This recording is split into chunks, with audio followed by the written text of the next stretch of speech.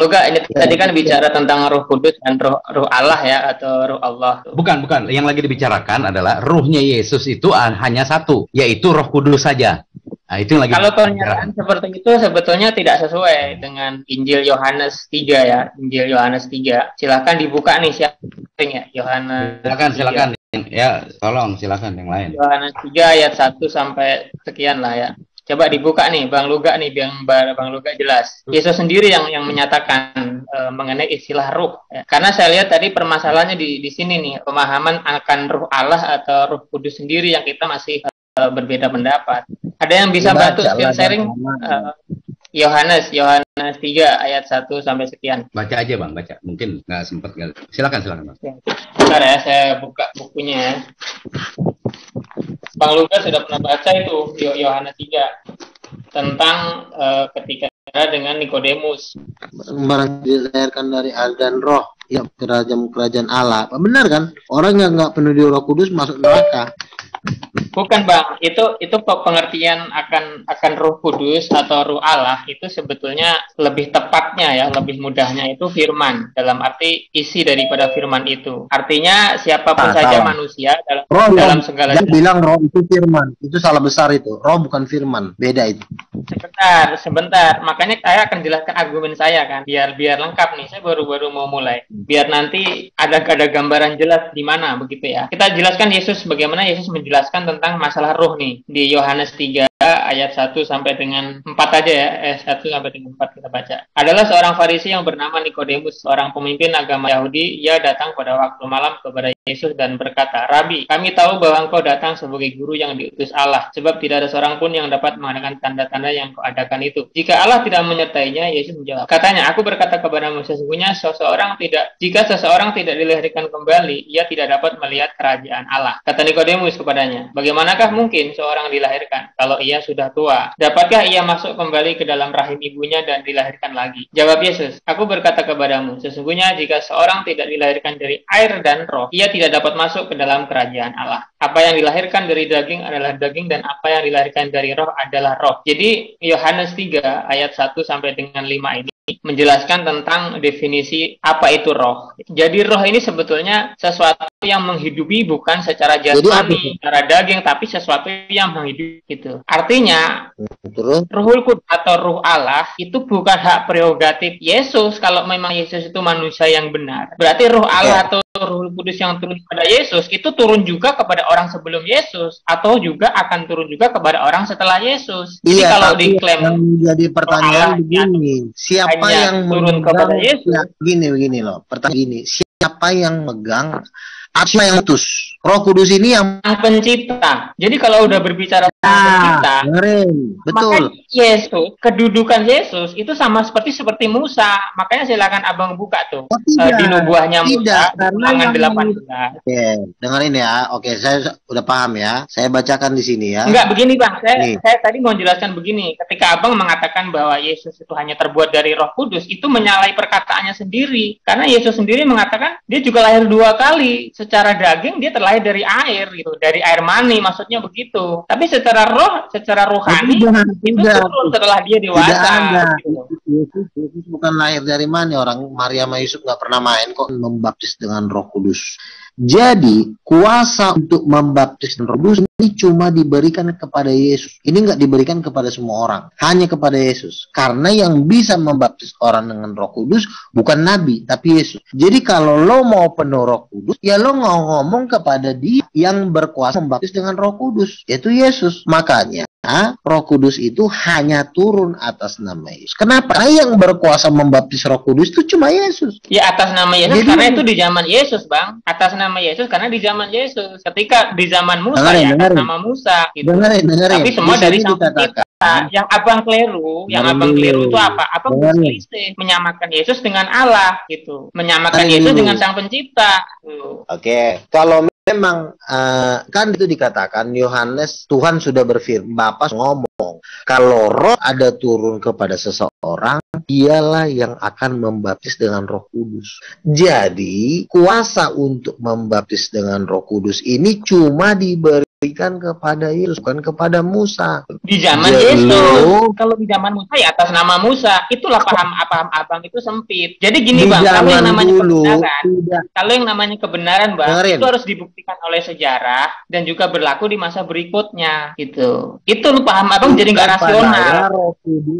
Tunjukkan kepada saya Roh Kudus turun atas nama Musa. Tunjukin. Tunjuk, ada nggak? Nggak bisa jawab. Bukan secara vulgarnya. Bukan secara vulgarnya ya. Karena abang harus paham substansinya. Jadi ketika Roh Kudus atas nama Yesus di zaman Yesus, artinya apa? Yang mendapat Roh Kudus atau Roh Kudus ini bukan hanya turun kepada Yesus. Makanya Yesus berdakwah. Nah, semua orang yang menerima dakwahnya Yesus, dia mendapatkan juga Roh Kudus. Tapi bukan rohnya Yesus, rohnya Sang Pencipta, gitu. Oke, dulu ya. 2 menit. Jangan lo potong. Gue ngomong lo potong. Ngomong lo potong. Jangan. Diam. Ini. Roh Kudus ini kan turun langit terbuka. Langit terbuka dia turun. Dan disebut Roh Allah. Akan babi anjing sekali kalau dia turun atas nama ciptaan. Karena dia adalah Tuhan. Nggak mungkin dia turun atas nama ciptaan. Kalau dibilang atas nama, berarti nama itu berkuasa mengutus dia. Musa tidak berkuasa mengutus Roh Kudus. Tetapi Yesus berkuasa mengutus Roh Kudus atas nama Yesus. Jadi tidak ada manusia yang kalau paham Bang Luga seperti itu, maka akan bertentangan dengan Matius 5 ayat 17 bahwa Yesus itu hanya mencontoh Musa. Silakan Bang Luga buka Matius 5 ayat 17. Bahwa kedatangan Yesus itu hanya mengulang perjalanan Musa. Enggak, salah lo kok mengulang perjalanan Musa. Ngapain? Musa kok ngapain diulang-ulang? Mau mati, mau ikut-ikutan mati kayak Musa. Karena yang namanya kebenaran Bang, abang tadi nih abang belum bisa buktikan ya. Abang belum bisa kasih jawaban ke saya dengan argumen yang benar. Yang namanya kebenaran itu mesti dibuktikan oleh sejarah dan bisa diaplikasikan setelahnya. Sekarang itu namanya benar. Oke. Sekarang begini, lo bilang Roh Kudus kan turun hanya atas nama Yesus. Gue bilang hanya atas nama Yesus. Lo bilang, oh enggak Bang, Roh Kudus udah turun. Iya, nah udah sekarang lo udah punya Roh Kudus belum? Nah faktanya muncul lo juga nggak ada Roh Kudus. Gini, kelihatan kalau orang berbicara Roh Kudus, pahamnya universal, pahamnya dibuktikan oleh sejarah dan dibuktikan oleh masa sekarang dan masa yang akan datang. Tapi kalau paham Anda sekarang pengakuan dari Luga gantian dong orang ngomong. Anda tuh nggak rasional gitu. Kalau orang ngomong jangan diselak Luga. Kalau lo ngomong kan nggak mau diselak. Sekarang ya oke. Sekarang kan gue tanya, di dalam diri lu, di dalam diri emak lu, di dalam diri nenek lu, ada nggak Roh Kudus? Ada nggak? Silahkan kaji, silahkan teliti ucapan saya nih. Maknanya Roh Kudus apa tidak, nggak usah Anda tanya. Jadi kalau Anda masih bertanya di dalam diri saya ada Roh Kudus apa enggak, Anda nggak paham nih. Ucapan saya ini Roh Kudus apa enggak, selaras nggak dengan hukum universal? Rasional nggak? Jadi kalau berbicara kebenaran Bang, itu harus dibuktikan oleh masa lalu dan masa yang akan datang. Maka ketika Anda mengklaim Yesus benar, tapi tidak sama dengan kebenaran masa lalu dan kebenaran paham palsu, bukan Yesusnya yang palsu Bang, tapi interpretasi Anda terhadap Yesus. Musa dipenuhi Roh Kudus, Yesus juga dipenuhi Roh Kudus, lu gak Tambunan jadi Roh Kudus. Lu dipenuhi Roh Kudus nggak? Iya apa enggak? Enggak, itu bias itu. Bilang aja enggak Bang, jangan muter-muter nanti enggak. Itu pertanyaannya lompat dari apa yang dibahas, Luga. Lompat itu. Kan yang dibahas Bible. Kenapa lo nanya ke orang gitu? Orang itu nggak bisa jawab dong di dalamnya kan. Orang itu nggak bisa tahu ada Roh Kudus atau enggak. Lu bisa tahu ada Roh Kudus di dalam diri lu bagaimana caranya? Nah, itu kan parameternya parameter lu, Luga. Nggak bisa. Itu nggak objektif tuh namanya kayak begitu. Kan begini, di dalam Alkitab kan sudah ditulis bahwa para nabi itu sudah dipenuhi Roh Kudus, dimasuki oleh Roh Kudus, lalu kita baca di dalam penjelasan juga di Roh Kudus, murid Yesus juga yang ratusan orang juga dipenuhi Roh Kudus. Nah sekarang kan karena lo manusia, ya gue juga tanya, apakah di dalam diri lo ada Roh Kudus? Tinggal lo jawab, Bang, saya tahu Roh Kudus itu siapa? Nah itu masuk akal. Ini pertanyaannya tidak objektif. Pertanyaannya lompat dari topiknya. Lompat lo, Luga. Keluar dari topiknya. Kenapa lo nanya ke gue? Kenapa nanyain ke orang di sini? Kan kita lagi bahas isi Bible. Berarti di dalam lo nggak ada Roh Kudus. Jangan ngomong berarti. Lu bilang tuh Yesus itu Tuhan juga pakai berarti. Kok berarti melulu? Kok generik terus sih? Beragama tuh nggak boleh generik terus lah. Di dalam Alkitab kita bahas nih ya tentang. Udah sekarang ada nih, ini sekarang ada Bang Bobson nih di sini sekarang Bang Bobson sama Gus Yusuf. Nggak usah. Silakan. Bang Bobson, mangga Bang Bobson, silakan. Jangan dulu, gue bilang, gue lagi ngomong sama lu. Ya udah. Sekarang. Kalau ngomong sama gue, ngomongin lagi yang tadi. Bagaimana Yesus rohnya sudah pergi. Yesus rohnya udah pergi, jasadnya masih bisa ngomong. Jelasin sama gue secara rasional itu. Rasanya seperti ini ya, kalau memang itu benar yang lo bilang, maka secara otomatis lo akan dipenuhi Roh Kudus kalau itu benar. Tetapi faktanya kesaksian baik Muhammad baik lo penuh Roh Kudus kesaksiannya. Lo aja yang punya Roh Kudus, lo aja jelasin secara rasional ini dengan universal tadi siapa tuh? Iya, Bang Sutikno bilang. Secara rasionalnya kalau di dalam Yohanes 14:26 Roh Kudus akan diutus namaku dalam nama Yesus. Berarti kalau dalam Yesus hanyanya mana? Yohanes 14:26. Ya hanya cuma nama Yesus. Ini kan Bible ini yang dibahas nih, bukan diri lo, bukan diri gua. Bible-nya nih.